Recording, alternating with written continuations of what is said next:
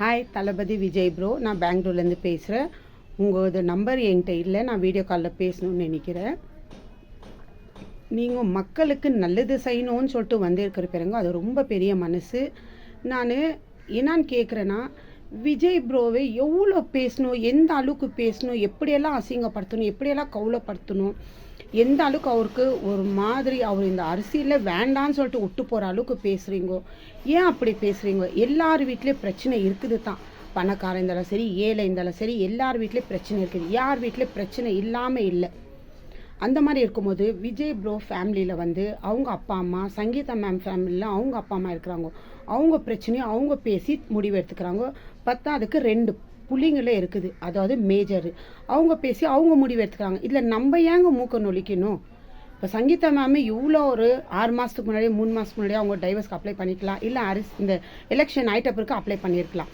ஆனால் அவங்க இப்போ பண்ணியிருக்கிறாங்கனாக்கா, எனக்கு தெரிஞ்சு சில மக்களுக்கு தெரிஞ்சது என்னென்னா, ஏதோ ஒரு கருப்பு ஆடு குத்தி விட்டு வேடிக்கை பார்க்குதுன்னு சொல்லுவாங்க.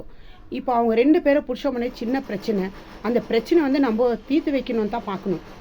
கொஞ்சம் பிரிஞ்சிருக்கிற பிரச்சனையை அதை ஒட்ட வைக்கணும்.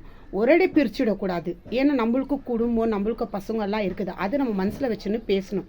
யாருக்கு தான் பிரச்சனை இல்லாமல் இருக்கு சொல்லுங்க. அரசியலுக்கு நல்லது வராங்கன்னு நினச்சாக்கா, வாங்க நல்லது எங்கள் கூட செய்யுங்கன்னு தான் சொல்லுவாங்க.